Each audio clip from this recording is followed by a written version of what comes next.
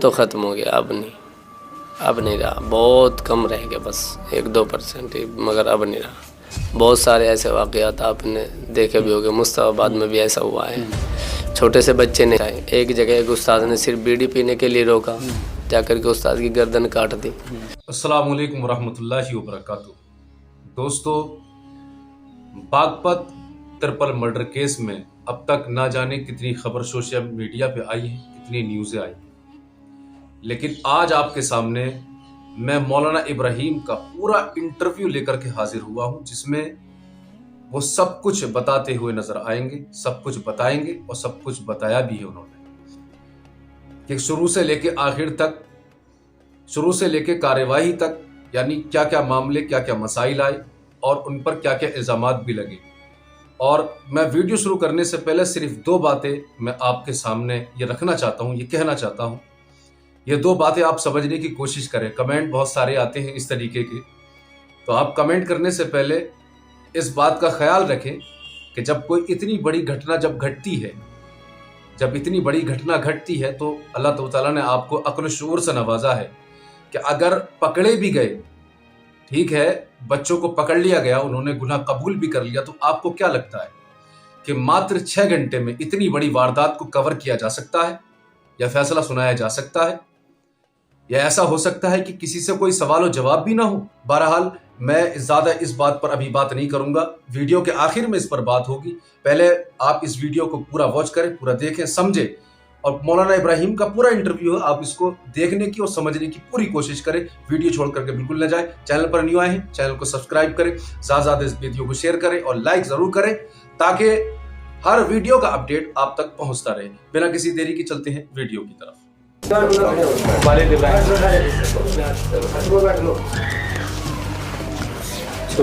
साल की थी मैं, रहना चाहिए था, मोबाइल में देख देखते सब बताया। ये मुझे वहाँ मिला उस घर में, हुजरे में, तो मुझे लगा कि आपको ये दे दूँ निशानी के तौर पे, आपको याद रहे।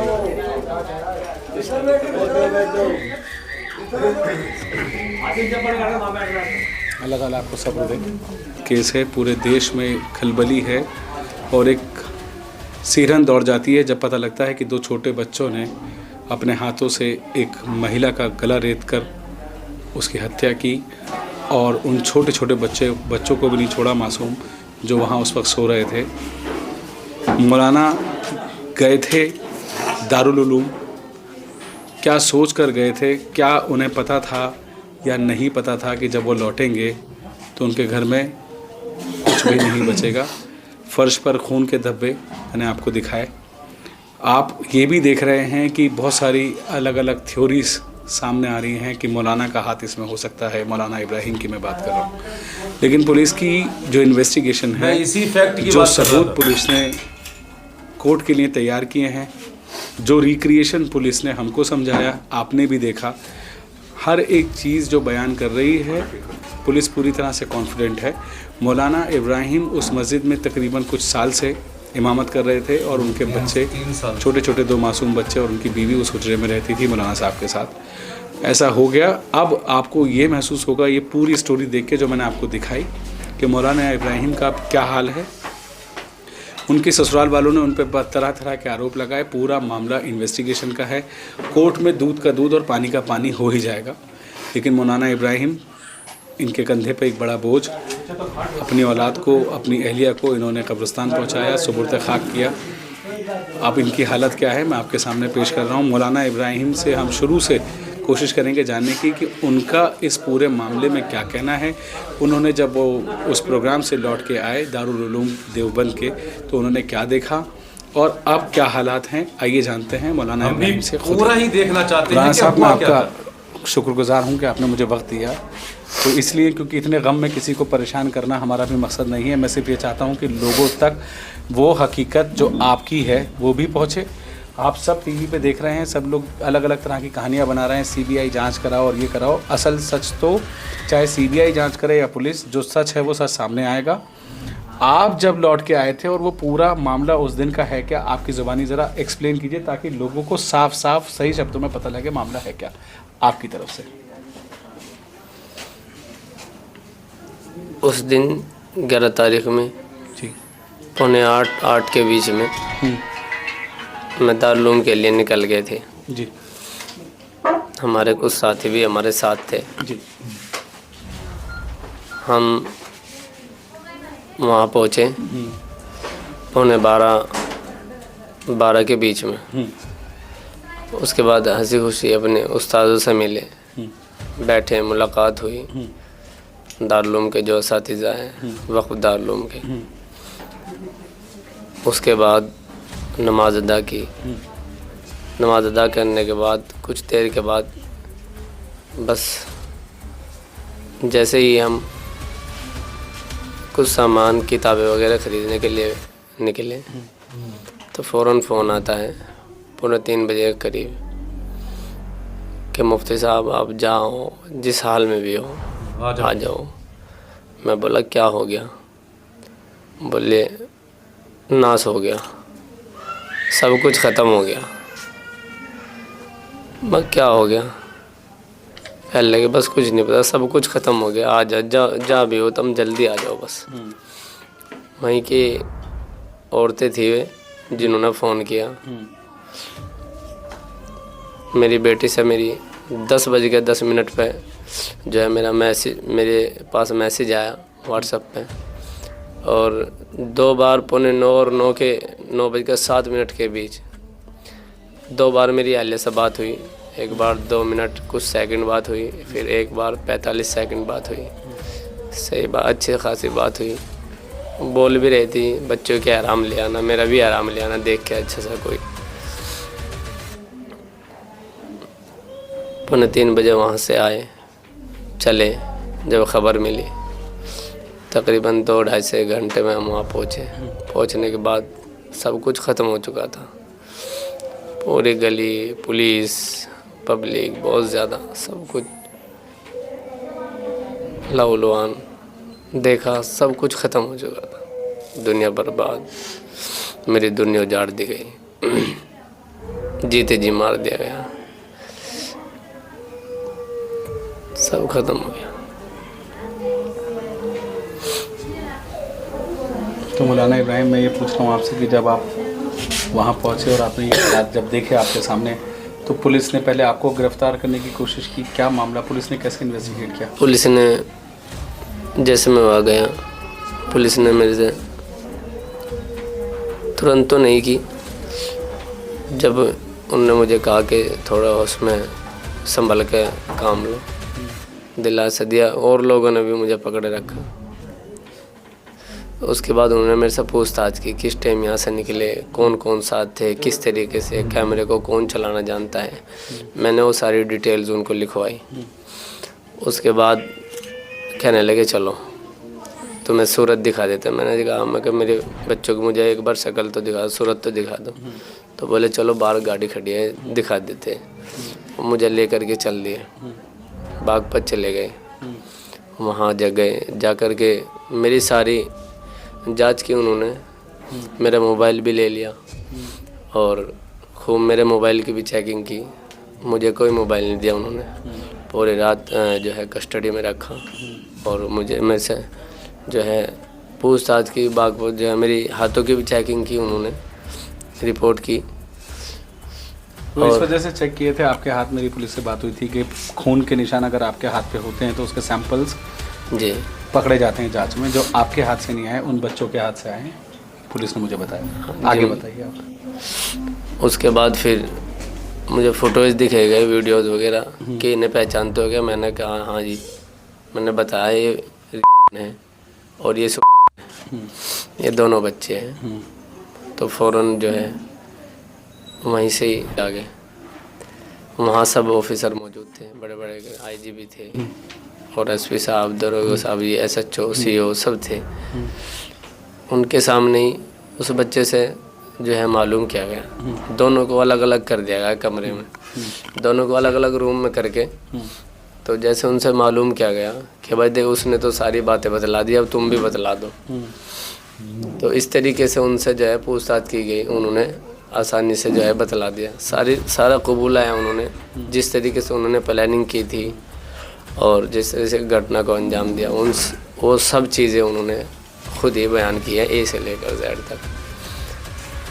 मेरा एक सवाल ये है कि जो बच्चे पहले ज़माने में जब आपके बुज़ुर्ग होंगे, आपके वालिदैन, जब बच्चे पढ़ने आते थे तो माँ बाप बोलते थे कि भाई हड्डियाँ हमारी हैं, गोश्त आपका है।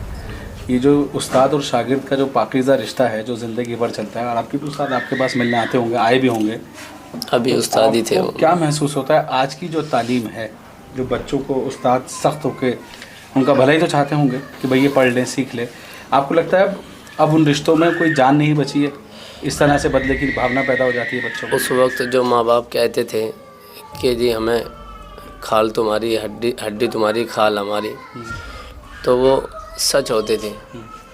और आज जो वहाँ जाकर के ऐसा कहा जाता है सिर्फ फॉर्मेलिटी होती है, क्योंकि मेरे साथ ऐसा वहाँ गुजरे हैं ऐसे वाक़यात कि मुझे कह कर गए कि जी हमारे बच्चे तो पढ़ने चाहिए, बस तुम जानो, तुम्हारा काम जाने कैसे पढ़ेंगे। क्योंकि हर इमामत का माँ बाप काम है, यही कह के प्रेशर जाता रहता है आज के दौर में, पहले भी यही कहता था कि अगर उनके बच्चे ना पढ़े तब ये कहते हैं पढ़ाते नहीं, और अगर पढ़ाएं थोड़ी सख्ती भी करें, अगर भाई मारते हैं पीटते हैं तो ऐसा मामला होता ये है। बिल्कुल सच है ये बात। बस यही मामला है जी। आपको लगता है कि अब उस्ताद और शागिर्द का जो रिश्ता है वो बहुत कमज़ोर हो गया है? अब वो हालात नहीं रहे कि किसी को डांट डपट की जाए या सख्ती की जाए। क्योंकि शागिर्द तो उस्ताद को बाप की तरह देखता है, बाप से भी ऊपर दर्जा देता है। अब वो तो ख़त्म हो गया, अब नहीं रहा, बहुत कम रह गया, बस 1-2% ही, मगर अब नहीं रहा। बहुत सारे ऐसे वाक़यात आपने देखे भी होंगे, मुस्तफ़ाबाद में भी ऐसा हुआ है, छोटे से बच्चे नहीं, और इसी तरीके से टंडे में भी हुआ, कई जगह पर ऐसे वाक़यात पेश आए। एक जगह एक उस्ताद ने सिर्फ बीड़ी पीने के लिए रोका, जाकर के उस्ताद की गर्दन काट दी। बहुत सच है। तो ये आजकल आम सी बात होगी, पता नहीं क्या जहनियत होगी। अब जो इतना बड़ा हादसा आपके ऊपर कहर की तरह गुजरा है, इसके बाद आपको क्या लगता है आप दोबारा पढ़ा पाएंगे कभी ज़िंदगी में? बस ये अल्लाह जानते हैं क्या होगा क्या नहीं। क्या महसूस करते हैं, क्योंकि क्या मैसेज जाएगा समाज को, जो लोग कुरान पढ़ना चाहते हैं, सिपारा पढ़ना चाहते हैं, दीनी तालीम लेना चाहते हैं, इस हादसे के बाद आप कैसे उभर पाओगे इस हादसे से? आप बस करेंगे तो दिन का ही काम, चाहे जाएगी जान चली जाए, इरादा तो यही है मरते दम तक। और बाकी ये आपका है इसको अपना देख के जो और उस्ताद हैं, जो हैं उलेमाए हैं, जो पढ़ाते हैं, दीन की तालीम देते हैं, उन तक भी दिल में डर बैठा होगा कि जब आपके साथ हो सकता है तो उनके साथ भी कोई बच्चा हो सकता है। आपको क्या ये महसूस होता है कि वक्तन फ़र्दन बच्चों के साथ उस्ताद के कोई हक तलफी ऐसी, जो कोई ऐसा सिस्टम बने कि बच्चों से पूछा जाए कि तुम अपने उस्ताद से कोई तकलीफ़ तो नहीं है, कोई उस्ताद आपको मारता है, कोई नाजायज़ बात करता है, ऐसा कोई सिस्टम होना चाहिए दीनी तालीम में भी? ऐसा होना चाहिए। क्या होना चाहिए?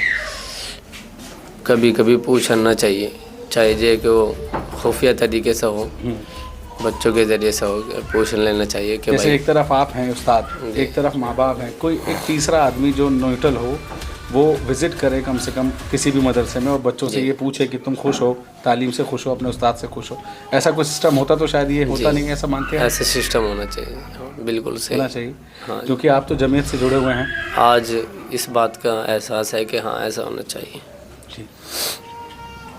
मैं खुद एक बार ये ऐसा किया कि मैं बच्चों से अलग अलग करके मैं ये बात खुद मालूम की थी, तो उसका नतीजा ये निकला था, बच्चों ने मुझे बतलाया था कि यही जो बच्चे ये इस पे घटना में शामिल हैं, जी।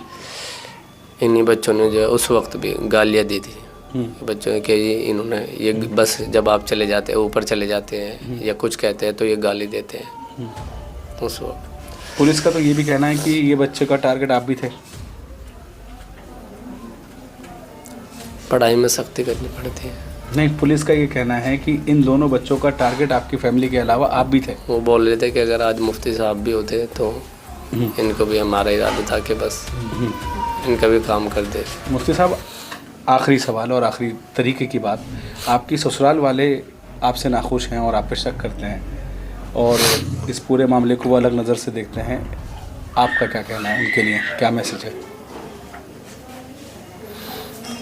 आदमी अगर अपनी ज़हनियत को बदले, अपनी सोच को बदले तो हालात भी सुधर जाते हैं, रिश्ते भी सुधर जाते हैं। उन्हीं के बिलमुकाबिल उनके वालिद साहब हैं, जैसे जगह मेरे तक खबर भी पहुंची है, उन्होंने कहा कि नहीं मेरे दामाद ऐसा नहीं कर सकता। 9 साल शादी के हो गए, तमाम चीज़ें उनके सामने भी थी, उस आदमी को भी पता है कि कैसा रवैया था। और अल्लाह का शुक्र से किसी चीज़ में किसी चीज़ की तंगी नहीं थी। मेरा सब सामान हम यहाँ कल उठा के लाए, अखबार में भी है, रिपोर्ट में भी है। एक पिकअप भर का सामान आया, सिर्फ हम 2 आदमी वहाँ रहते थे। 2 आदमी का इतना सामान तो नहीं होता, मगर वहाँ से पिकअप भर का सामान आया, सिर्फ 2 आदमी का सामान था।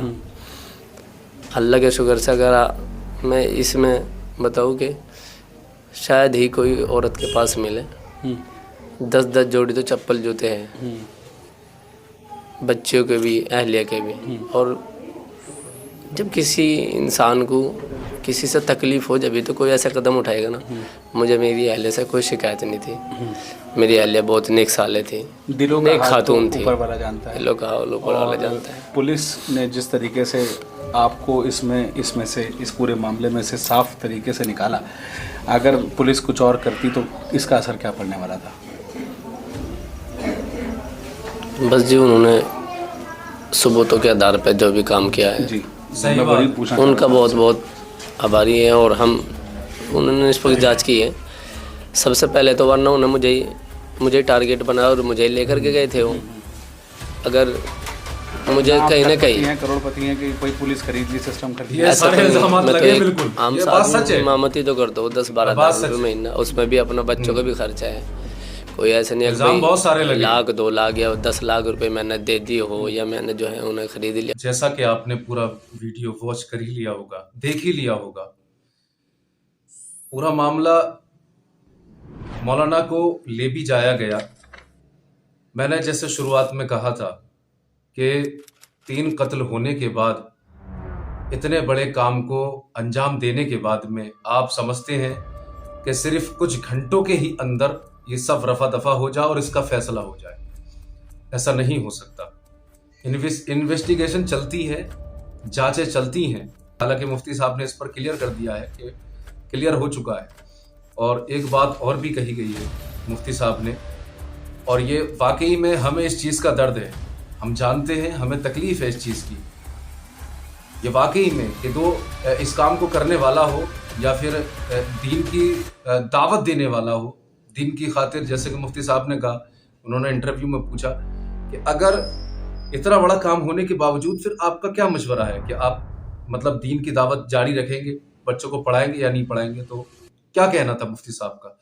आप सोचें, किसी का घर परिवार अगर किसी की वजह से उजड़ जाए, किसी एक बुनियादी वजह से अगर उजड़ जाए, तो क्या लगता है इंसान उस रास्ते चला जाएगा? कभी नहीं जा सकता। अगर किसी से चोट लगी है, किसी से उसको तकलीफ मिली है, तो वो कभी भी उसका दामन नहीं थाम सकता, ना उस रास्ते जा सकता है। लेकिन ये सिर्फ दीन की मोहब्बत, दीन का दर्द है जो मुफ्ती साहब के दिल के अंदर है और सभी के अंदर, हम ईमान वालों के अंदर है कि वाकई में ऐसा दर्द होना चाहिए कि सब कुछ लुट गया, लेकिन फिर भी खड़े हैं दीन की दावत देने के लिए। अल्लाह दीन की दावत ले और दीन का काम करवाए, अल्लाह इनसे इस काम को अंजाम दिलवाए और हम सब दीन का काम करें। बाकी एक बात और मैं ये कहना चाहूँगा कि उस वक्त ज़माना था कि माँ बाप कहा करते थे कि हमारे बच्चे आपके पास पढ़ेंगे, मेहनत से पढ़ाओ, इनको मारो पीटो, कुछ भी करो। वो दौर भी था और आज का दौर भी है, कहते आज भी हैं, कहा आज भी जाता है, लेकिन वो वक्त नहीं रहा, वो जज्बात नहीं रहे। ये बात हकीकत है, हर किसी का नहीं, लेकिन ज़्यादातर मामला यही हो चुका है कि वो मोहब्बतें नहीं रही। मुफ्ती साहब ने बताया कि वो बच्चे पीछे भी गालियां बका करते थे, बुरा भला कहा करते थे पीठ के पीछे, और अगर उस वक्त मौजूद भी होते तो शायद हो सकता है कि मुफ्ती साहब जिंदा ना होते। ये बात हकीकत है। मतलब आपको क्या लगता है, क्या नहीं लगता है, क्या और ये जांच पूरी हो चुकी है या फिर कितनी होनी बाकी है? ये सब आप कमेंट बॉक्स में ज़रूर बताएं।